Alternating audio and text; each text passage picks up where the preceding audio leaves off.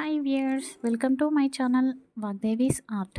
ఈరోజు మనం ఈ వీడియోలో కామాక్షి ఆలయంలో కోనేరు విశిష్టత గురించి తెలుసుకుందాము. కోనేరునే మనము పంచగంగ తీర్థం అని కూడా పిలుస్తాము. ఇక్కడ రెండు భూతాలు ఉండడాన్ని మనం గమనించవచ్చు. ఒకటి మగభూతం, రెండవది ఆడభూతం. ఇక మనందరికీ తెలుసు, అమ్మవారు బండాసురుణ్ణి సంహరించినప్పుడు అతన్ని పాతిపెట్టడం కోసం అక్కడే గొయ్యి తీసి జయస్తంభాన్ని ప్రతిష్ఠించమని చెప్పింది. దేవతలందరూ జయస్తంభం కోసం గొయ్యి తవ్వుతున్నప్పుడు అందులో తపస్సు చేసుకుంటున్న మల్లాసురుడు అనే రాక్షసుడు బయటకు వస్తాడు.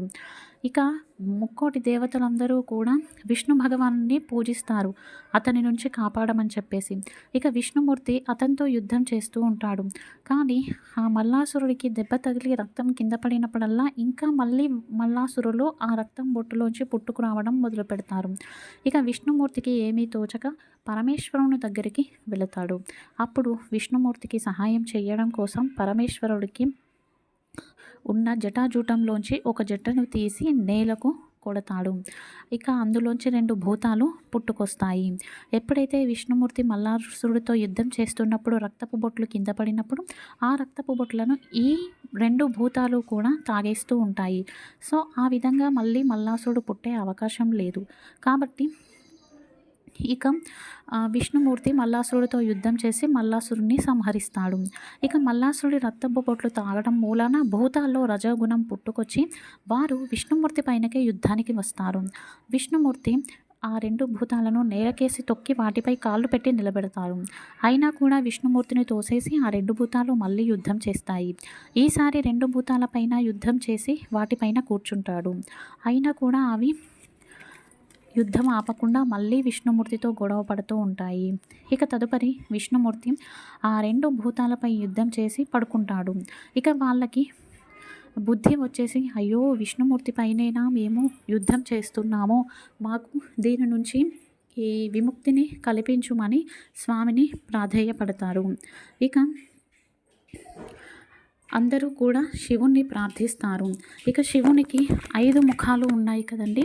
5 ముఖాలకి 5 జటాజూటాలు. ఇక ఆ 5 జటాజూటాలలోనుంచి 5 గంగధారలు ప్రవహించి కోనేరుగా ఏర్పడతాయి. అందుకే దీన్ని పంచగంగా తీర్థం అని అంటారు.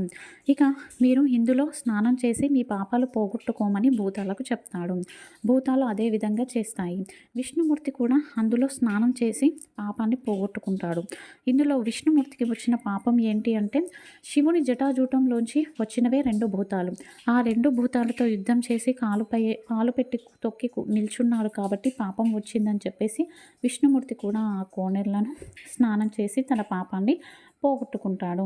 ఈ కోనేరులో గురువారం స్నానం చేస్తే మరింత విశేషం. ఎవరైతే ఈ కోనేరులో ఆగ్నేయంలో స్నానం చేస్తారో వారికి బంగారం దొంగిలించేంత పాపం నశించుతుంది. దక్షిణ ముఖాన స్నానం చేస్తే మద్యపాన స్వీకరణ చేసిన పాపం పోతుంది. పడమటి ముఖాన స్నానం చేస్తే పరస్త్రీలతో రమించిన పాపం పోతుంది. ఉత్తర ముఖాన స్నానం చేస్తే ఇతరులను హత్య చేసిన పాపం పోతుంది అని చెప్పేసి ప్రతీతి. ఇక పరమశివుడు ఆ భూతాలను కోనేరును రక్షించడానికి ఆజ్ఞాపిస్తాడు. ఇక్కడ విష్ణుమూర్తి 3 రూపాలలో ఉన్నాడు. ఒకసారి కాలు నిల్చోబెట్టి, తదుపరి కూర్చొని, తదుపరి పడుకొని దర్శనమిచ్చాడు. కాబట్టి ఆ 3 రూపాలతో నువ్వు ఇక్కడ కొలువై ఉండు అని చెప్పేసి పరమశివుడు విష్ణుమూర్తికి చెప్తారు. ఆ మూర్తులనే మనం భూతబంధన జలాత్ముడు అని చెప్పేసి పిలుస్తాము. ఎవరైతే సంతానం లేని వారు కోనేరులో స్నానం చేసి ఈ మూర్తులను సేవిస్తే గనక వారికి సంతానం ఖచ్చితంగా కలుగుతుంది అని చెప్పేసి ప్రతీతి.